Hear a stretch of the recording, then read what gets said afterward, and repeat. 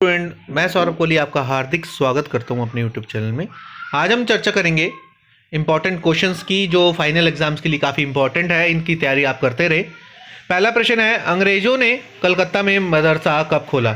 तो इसका उत्तर है 1781 में खोला था। आप जानते हैं, क्योंकि वो चाहते थे कि द्विभाषीय लोग हमें ज़्यादा मिले ताकि हमारा काम चलता रहे।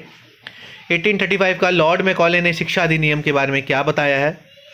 1835 में लॉर्ड मैकॉले ने शिक्षा अधिनियम के बारे में क्या क्या बातें करी हैं, उसके बारे में पूरी चर्चा करें। ज़्यादा से ज़्यादा पॉइंट लिखने का प्रयास करें। आप 5-5, 6-6 पॉइंट तो एटलीस्ट लिखें। 1854 का चार्ल्स वुड डिस्पैच के बारे में बताएं। चार्ल्स वुड डिस्पैच क्या है, किसके बारे में ये चर्चा करता है, ये ज़रूर जानें। भारत में न्यायिक व्यवस्था में सबसे ऊपरी अदालत कौन सी है? देखिए, सबसे पहले हम जानते हैं अदालतों के बारे में। सबसे ऊपर है सुप्रीम कोर्ट, उससे नीचे हाई कोर्ट, फिर डिस्ट्रिक्ट कोर्ट, फिर सेशन कोर्ट। तो इस तरह से क्रम अनुसार पूछा गया है और इसमें सबसे ऊपरी अदालत पूछा गया है, यानी कि सुप्रीम कोर्ट, सर्वोच्च न्यायालय की बात हो रही है। कैलिको अधिनियम का भारतीय व्यापारियों पर क्या प्रभाव पड़ा? कैलिको अधिनियम का भारतीय व्यापारियों पर क्या प्रभाव पड़ा, इससे क्या क्या चीज़ें हो सकती थी, सब कुछ बताएं, डिटेल में समझाएं इसके बारे में। अगला प्रश्न है, भारत की अर्थव्यवस्था में खादी का क्या योगदान है? भारत की अर्थव्यवस्था यानी कि इकोनॉमी में खादी किस प्रकार अपना प्रगति दे रहा है और क्या क्या इससे बेनिफिट हो सकते हैं, वो सब इसके बारे में आप बताएं।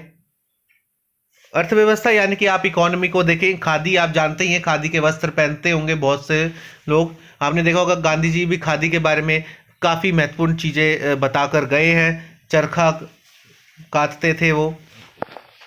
आगे टिस्को की स्थापना जिस आदिवासी समुदाय के बिना नहीं हो सकती थी, उसका नाम जरूर लिखें। ये सारे महत्वपूर्ण वो प्रश्न हैं जो मैंने आपको जो करवाई है क्वेश्चंस की श्रृंखला, उनमें से भी है। आगे बात की जाए तो जेम्स मिल के बारे में बताएं। जेम्स मिल के बारे में बताना है आपको।